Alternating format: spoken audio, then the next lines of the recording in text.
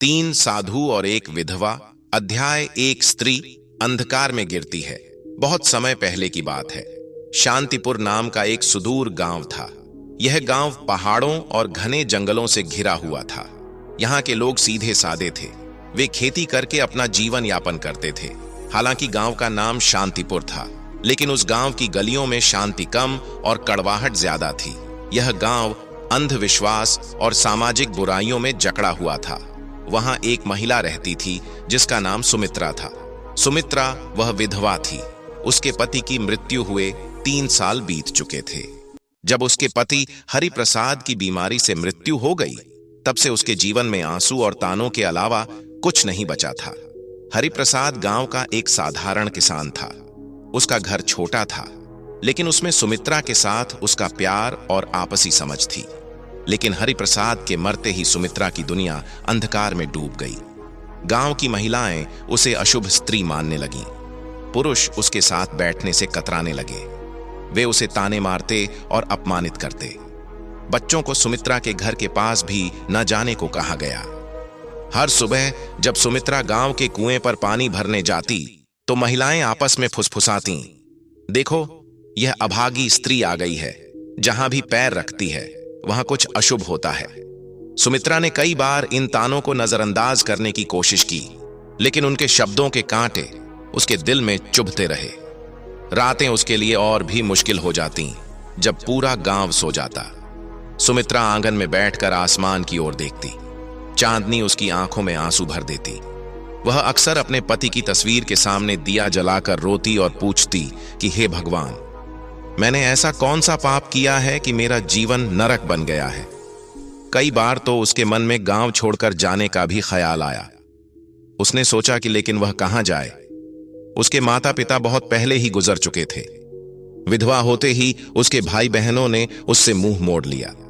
एक दिन जब सुमित्रा अपनी टूटी फूटी झोपड़ी के बाहर बैठी थी, तो उसने गांव के बाहर सड़क पर 3 साधुओं को आते देखा। वे सफेद दाढ़ी वाले थे और भगवा वस्त्र पहने हुए थे। उनके चेहरों पर चमक थी, लेकिन उनकी आंखों में एक अजीब रहस्य दिखाई दे रहा था। जैसे ही गांव वालों ने उन साधुओं को देखा, उन्होंने उन्हें घेर लिया। सभी ने उनके पैर छुए और उनका आशीर्वाद मांगा। गांव के मुखिया ने साधुओं से अनुरोध किया, महाराज, कृपया कुछ दिन हमारे गांव में रहें। हमें आपका आशीर्वाद चाहिए। साधु गांव में रहने के लिए तैयार हो गए, लेकिन तभी उनकी नजर सुमित्रा पर पड़ी। उनमें से सबसे बुजुर्ग साधु ने सुमित्रा को देखते ही कहा, यह महिला दुखों से घिरी हुई है, लेकिन इसके भाग्य में कुछ अनोखा लिखा है। यह सुनकर गांव वाले हैरान हो गए। उन्हें यकीन नहीं हुआ कि जिस सुमित्रा को वे बदकिस्मत मानते थे, उसके भाग्य में कुछ खास हो सकता है। सुमित्रा खुद हैरान थी। उसके मन में सवाल उठे, यह साधु कौन है और तीनों साधु मेरे भाग्य के बारे में ऐसा क्यों कह रहे हैं। गांव के बीचों बीच स्थित एक पुराने मंदिर में सालों से वीरान पड़ा था ये मंदिर, लेकिन साधुओं के आते ही फिर से रौनक आ गई। गांव वाले उन्हें देखने और उनके प्रवचन सुनने के लिए रोज वहां पहुंचते थे। सुमित्रा भी मंदिर के बाहर खड़ी होकर साधुओं की बातें सुनती थीं, लेकिन गांव वाले उसे अंदर नहीं जाने देते थे। एक दिन जब सब प्रवचन सुन रहे थे, तो सबसे बुजुर्ग साधु ने कहा कि हर व्यक्ति के जीवन में दुख आते हैं, लेकिन सिर्फ वही व्यक्ति अपना भाग्य बदल सकता है। अपने भीतर छिपे रहस्य को कौन पहचान सकता है। यह सुनकर सुमित्रा को अजीब लगा। वह सोचने लगी, क्या मैं अपनी जलन मिटा सकती हूं? क्या मैं अपना भाग्य भी बदल सकती हूं? वे 3 आर्षि कौन थे? वे साधारण व्यक्ति नहीं थे। उनकी आंखों में गहरी समझ और शब्दों में अपार शक्ति थी। पहले आर्षि का नाम ज्ञानानंद था। वे आध्यात्मिक ज्ञान के स्रोत थे। वे कहा करते थे कि दुनिया में कोई भी जलन तब तक समाप्त नहीं हो सकती जब तक मनुष्य खुद को नहीं पहचान लेता। दूसरे आर्षि का नाम कामानंद था। वे कर्म के सिद्धांत में विश्वास करते थे। वे कहते थे कि केवल कर्म ही भाग्य से बड़ा है। यदि किसी का जीवन अंधकारमय है, तो उसे उसके कर्मों से ही प्रकाश में बदला जा सकता है। तीसरे आर्षि का नाम ध्यान था। वे साधना और ध्यान के मार्ग पर चलते थे। वे कहते थे कि आत्मा को शांत करके और मन को नियंत्रित करके कोई भी व्यक्ति अपने दुखों से मुक्ति पा सकता है, मंदिर में प्रवेश करते ही तीनों अर्षि उसे देखने लगे। कुछ देर तक कोई भी कुछ नहीं बोला। तब ज्ञानानंद बोले, बेटी सुमित्रा, तुम हमें क्यों ढूंढ रही हो? वह कांपते हुए बोली, मुझे कुछ समझ नहीं आ रहा। मैं तो बस यह जानना चाहती हूं कि मेरे जीवन में इतनी जलन क्यों है। मैंने किसी का क्या बिगाड़ा है? तीनों आरषि मुस्कुरा दिए। कामानंद बोले, इस संसार में कोई भी दुख बिना कारण नहीं आता। तुमने अपने पिछले जन्मों में जो कुछ किया है उसका फल तुम्हें इस जन्म में मिला है। लेकिन चिंता मत करो, क्योंकि हर कर्म को नए कर्मों से बदला जा सकता है। सुमित्रा ने आंखों में आंसू भरकर पूछा, क्या मैं अपना भाग्य बदल सकती हूं? ध्यानानंद ने धीरे से उत्तर दिया, हां, लेकिन उसके लिए तुम्हें एक परीक्षा देनी होगी। क्या तुम तैयार हो? सुमित्रा ने बिना सोचे समझे उत्तर दिया, मैं तैयार हूं। तीनों साधु एक दूसरे की तरफ देखने लगे। ऐसा लगा जैसे उन्हें कोई रहस्य पता हो।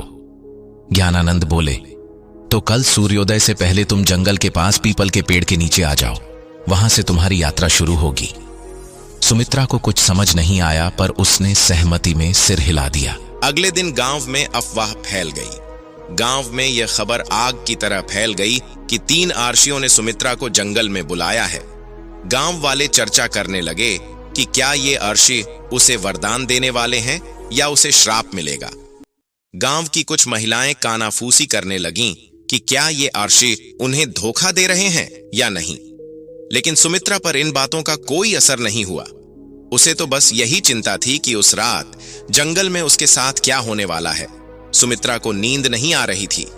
वो बार बार सोच रही थी, क्या कोई वाकई मेरी मदद कर सकता है या ये भी बस एक और धोखा है। लेकिन अब उसने तय कर लिया था कि चाहे कुछ भी हो जाए, वो अगले दिन सूर्योदय से पहले जंगल में चली जाएगी। वे वहां खड़े थे, गहरे ध्यान में लीन। उनके चारों ओर एक अद्भुत शांति फैली हुई थी।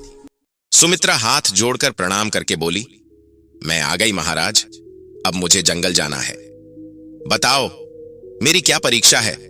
ज्ञानानंद ने आंखें खोली और कहा, यह संसार एक भ्रम है बेटी। इसे समझने वाला ही अपना भाग्य बदल सकता है।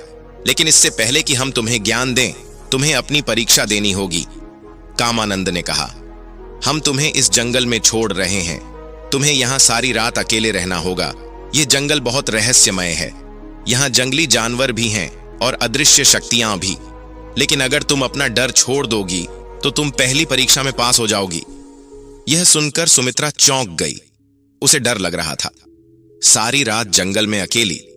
लेकिन उसने अपने अंदर हिम्मत जुटाई और कहा, मैं तैयार हूं। तीनों आरषि मुस्कुराए और कहा, हम कल सुबह सूर्योदय के बाद यहां आएंगे। तब तक तुम्हें अकेले रहना होगा। यह कहकर तीनों आरषि जंगल के दूसरे छोर पर चले गए और सुमित्रा अकेली रह गई। जैसे जैसे शाम होती गई, जंगल में अंधेरा छाने लगा। दूर एक पेड़ से अजीब सी आवाजें आने लगीं, लेकिन उल्लू हूंठ रहा था। झाड़ियों में कुछ सरसराहट की आवाज आ रही थी। सुमित्रा ने अपने दिल पर काबू पाया और एक पेड़ के नीचे बैठ गई। लेकिन जैसे जैसे रात गहराती गई, उसका डर भी बढ़ता गया। अचानक उसे लगा कि कोई साया उसकी तरफ बढ़ रहा है। उसका दिल जोर जोर से धड़कने लगा।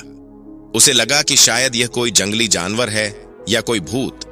लेकिन तभी उसे आरषियों की बात याद आ गई। अगर तुम अपना डर छोड़ दोगी तो पहली परीक्षा पास कर लोगी। उसने अपनी आंखें बंद की, गहरी सांस ली और खुद से कहा, मुझे डरना नहीं चाहिए। मैं यहां अकेली नहीं हूं, भगवान मेरे साथ हैं। जैसे ही उसने ये सोचा, धीरे धीरे साया गायब हो गया। वो पूरी रात ऐसे ही अपने डर से लड़ती रही। कभी उसे कोई आवाज सुनाई देती तो कभी उसे अजीब सा कंपन महसूस होता। लेकिन उसने खुद को शांत रखा और हिम्मत नहीं हारी। सुबह की पहली किरण और सफलता। जैसे ही सूरज की पहली किरण जंगल पर पड़ी, सुमित्रा ने राहत की सांस ली। थोड़ी देर बाद तीनों आरषि वहां पहुंचे और देखा कि सुमित्रा मुस्कुरा रही थी। ज्ञानानंद बोले, बेटी, तुमने अपनी पहली परीक्षा पास कर ली है। तुमने डर पर विजय पा ली है। अब तुम्हारे जीवन में बहुत बड़ा बदलाव आने वाला है। सुमित्रा की आंखों में उम्मीद की चमक थी। वो समझ गई थी कि डर सिर्फ हमारे मन में होता है और जब हम उसका सामना करते हैं तो वो खुद ही खत्म हो जाता है। सुमित्रा की पहली जीत जंगल में डर से भरी रात बिताने के बाद सुमित्रा की आंखों में डर की जगह आत्मविश्वास आ गया। जब जंगल की शाखाओं से छनकर सूर्य की पहली किरणें उसके चेहरे पर पड़ीं, तो उसे लगा कि वह पहले से कहीं अधिक शांत और मजबूत हो गई है। तीनों आर्षि मुस्कुरा रहे थे। ज्ञानानंद ने कहा, बेटी, तुम पहली परीक्षा में पास हो गई हो, अब तुम दूसरी परीक्षा के लिए तैयार हो। सुमित्रा ने विनम्रता से सिर झुकाया और कहा, मैं तैयार हूं महाराज। तीनों ऋषियों का रहस्य। तीनों ऋषि सुमित्रा को एक पहाड़ी की चोटी पर बने पुराने मंदिर में ले गए। यह मंदिर देखने में तो साधारण था, लेकिन वहां एक अजीब सी ऊर्जा महसूस हुई। जैसे ही सुमित्रा ने मंदिर के दरवाजे पर पैर रखा, उसे अपने शरीर में हल्का सा कंपन महसूस हुआ।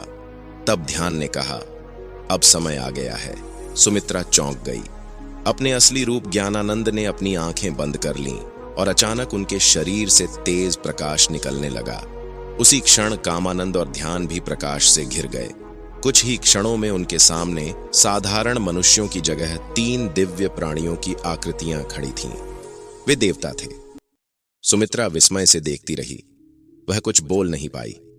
कामानंद ने कहा कि हम साधारण साधु नहीं हैं बेटी, हम तीनों ब्रह्मा, विष्णु और महेश के दूत हैं और कुछ विशेष उद्देश्यों के लिए इस धरती पर आए हैं। ध्यान ने आगे कहा, हमें आदेश दिया गया था कि हम किसी ऐसे व्यक्ति की परीक्षा लें जो सच्चे दिल से अपना भाग्य बदलना चाहता हो, और हमने आपको चुना। सुमित्रा की आंखों में आंसू आ गए। अब वह समझ रही थी कि यह साधु कोई साधारण संत नहीं था। दूसरी परीक्षा त्याग और समर्पण की थी। ज्ञानानंद ने कहा, तुमने डर पर विजय पाली है, लेकिन अब तुम्हें एक और बैठक लेनी है। तुम्हें त्याग की परीक्षा देनी होगी। सुमित्रा ने पूछा, तुम्हें क्या त्याग करना होगा? कामानंद ने कहा, तुम्हें अपनी सबसे प्रिय चीज त्यागनी होगी, जिससे तुम्हारा सबसे ज्यादा लगाव है। सुमित्रा सोचने लगी। वैसे तो उसके पास कुछ भी नहीं था, लेकिन फिर उसे अपने पति की तस्वीर याद आई। हरिप्रसाद की मृत्यु के बाद वह सिर्फ उसी चीज से जुड़ी थी। जब भी वह दुखी होती थी तो उस तस्वीर को देखकर अपने पति को याद करती थी। उसने धीरे से पूछा, क्या मुझे अपने पति की तस्वीर छोड़नी होगी? ध्याना और कहा, अगर वह तुम्हारी सबसे प्रिय चीज है तो हां, लेकिन याद रखना, सच्चा त्याग तभी होता है जब वह स्वेच्छा से किया जाता है। अगर तुम इस परीक्षा के लिए तैयार नहीं हो, इसलिए हम तुम्हें मजबूर नहीं करेंगे। सुमित्रा के मन में द्वंद्व शुरू हो गया। क्या वह अपने पति की आखिरी निशानी छोड़ सकती है? उसने कुछ देर सोचा और फिर कहा, अगर मेरे जीवन को बदलने के लिए यह जरूरी है तो मैं तैयार हूं। तीनों आर्षि मुस्कुराए, फिर जाकर अपनी सबसे प्रिय चीज गांव के तालाब में विसर्जित कर दी। त्याग का क्षण। सुमित्रा गांव वापस आई और अपनी झोपड़ी में गई। वहां एक पुराने बक्से में फोटो रखी थी। उसने कांपते हाथों से उसे उठाया और तालाब की ओर चलने लगी। गांव के कुछ लोग उसे ऐसा करते हुए देख रहे थे। वे आपस में बात कर रहे थे, अब वह पागल हो गई है, वह अपने पति की फोटो क्यों फेंक रही है? लेकिन सुमित्रा ने उनकी बातों पर ध्यान नहीं दिया। उसने धीरे से फोटो को पानी में डुबो दिया। जैसे ही फोटो पानी में डूबी, उसे लगा कि उसके दिल का पूरा वजन भी पानी में समा गया है। अब वह हल्का महसूस कर रही थी। दूसरा परीक्षण सफल रहा। जैसे ही उसने फोटो देखी, वह डूब गई। वापस जंगल में तीनों आर्षि वहां खड़े थे। ज्ञानानंद ने कहा, बेटी, तुमने त्याग की परीक्षा पास कर ली है। अब तुम उस बंधन से मुक्त हो जिसने तुम्हें अतीत से बांधे रखा था। सुमित्रा को अब सचमुच लगने लगा था कि उसका जीवन बदल रहा है। ध्यान ने कहा, अब तुम्हारी आखिरी और सबसे कठिन परीक्षा बाकी है। सुमित्रा ने सिर झुकाया। मैं तैयार हूं महाराज। तीसरी और सबसे कठिन परीक्षा। सुमित्रा ने भय और त्याग की परीक्षा पास कर ली थी। अब वह पहले से अधिक मजबूत और आत्मविश्वासी महसूस कर रही थी, लेकिन उसे नहीं पता था कि उसकी सबसे कठिन परीक्षा अभी बाकी है। तीनों आर्षि मंदिर के अंदर खड़े थे। जब सुमित्रा वहां पहुंची, नानंद ने गंभीर स्वर में कहा, बेटी, अब तुम्हारी आखिरी परीक्षा का समय आ गया है। सुमित्रा ने सिर झुकाया और कहा, मैं तैयार हूं महाराज। ध्यान कहां? यह परीक्षा तुम्हारी आत्मा की परीक्षा है। तुम्हें यह साबित करना है कि तुम सिर्फ अपने लिए लड़ रहे हो नहीं, बल्कि तुम दूसरों के लिए भी जी सकते हो। सुमित्रा ने आश्चर्य से पूछा, मुझे क्या करना होगा? कामानंद ने कहा, गांव में एक बूढ़ी औरत रहती है जिसका कोई सहारा नहीं है। वह भूखी और बीमार है। तुम्हें अपना सारा भोजन और अपनी झोपड़ी उसे देनी होगी और फिर तुम्हें जंगल में जाना होगा और 7 दिनों तक बिना भोजन और पानी के ध्यान करना होगा। यह सुनकर सुमित्रा दंग रह गई। अपना घर और भोजन छोड़ दो और फिर 7 दिनों तक बिना कुछ खाए पिए ध्यान करो। यह परीक्षा किसी भी अन्य परीक्षा से अधिक कठिन थी। मन का संघर्ष। मित्रा की आंखों के सामने उसकी झोपड़ी का दृश्य आ गया। यह घर उसका आखिरी सहारा था। अगर वह इसे छोड़ देती तो कहां जाती? लेकिन तभी उसे आर्षियों के वचन याद आए। यदि तुम इस परीक्षा में उत्तीर्ण हो गई तो तुम्हारा जीवन पूरी तरह से बदल जाएगा। सुमित्रा ने अपने भीतर झांका और निर्णय लिया। ठीक है महाराज, मैं यह करने के लिए तैयार हूं। सब कुछ छोड़ दो। सुमित्रा वापस गांव में आई और अपनी झोपड़ी उस बूढ़ी महिला को दे दी। उसने अपना बचा हुआ भोजन उसे सौंप दिया। गांव वाले यह देखकर हैरान थे कि वह क्या कर रही है, वह सब कुछ क्यों छोड़ रही है। उसने अपनी आंखें बंद कर लीं और राशियों द्वारा दिए गए मंत्रों का जाप करने लगी। दूसरे दिन उसे प्यास लगने लगी, लेकिन उसने पानी की इच्छा छोड़ दी और ध्यान लगाना जारी रखा। तीसरे दिन उसका शरीर कमजोर पड़ने लगा, लेकिन उसने हार नहीं मानी। चौथे दिन उसे लगा कि अब वह और सहन नहीं कर पाएगी, लेकिन फिर उसे अर्शियों की बात याद आ गई। सच्ची शक्ति शरीर में नहीं बल्कि मन में होती है। 5वें और 6ठे दिन वह पूरी तरह ध्यान में लीन हो गई। अब उसे भूख प्यास नहीं लगती थी। 7वें दिन जब सूर्योदय हुआ तो कुछ अद्भुत हुआ। सुमित्रा की आत्मा एक नई ऊर्जा से भर गई। उसे लगा कि वह अब एक साधारण महिला नहीं रही बल्कि एक दिव्य शक्ति से जुड़ गई है। सुमित्रा का रूपांतरण। जब 7वां दिन समाप्त हुआ तो तीनों आर्षि उसके सामने प्रकट हुए। ज्ञानानंद ने कहा, बेटी, तुमने अपनी अंतिम परीक्षा पास कर ली है। अब तुम एक साधारण विधवा नहीं रही बल्कि एक सशक्त आत्मा बन गई हो। कामानंद ने कहा, अब तुम्हारे अंदर वह शक्ति आ गई है जिससे तुम न केवल अपना बल्कि दूसरों का भी भाग्य बदल सकती हो।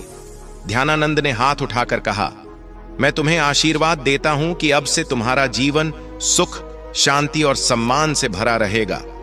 सुमित्रा के चारों ओर एक सुनहरा प्रकाश फैल गया। उसने अपनी आंखें बंद कर लीं और जब उसने उन्हें खोला तो वह पहले से कहीं अधिक शांत थी। वह अपने आप को सशक्त और तेजस्वी महसूस कर रही थी। वह गांव लौट रही थी और उसका सम्मान हो रहा था। जब सुमित्रा गांव लौटी तो गांव वाले उसे देखकर आश्चर्यचकित हो गए। वह अब एक दुखी विधवा नहीं थी। उसके चेहरे पर दिव्यता थी। उसकी आंखों में आत्मविश्वास था। गांव वालों ने पहले उसका तिरस्कार किया था, लेकिन अब वे उसके पास आए और उसके पैर छुए। माता, हमें क्षमा करें। हमने आपका अपमान किया था, लेकिन अब हम समझ गए हैं कि आप कोई साधारण महिला नहीं हैं। सुमित्रा मुस्कुराई और बोली, असली शक्ति बाहर नहीं बल्कि हमारे भीतर है। जब हम अपना भय, अपनी आसक्ति और अपना अहंकार त्याग देते हैं, तभी हम असली शक्ति प्राप्त कर सकते हैं। गांव वालों ने उसे गांव की सम्मानित महिला घोषित कर दिया। अब वह पूरे गांव की मार्गदर्शक बन गई थी।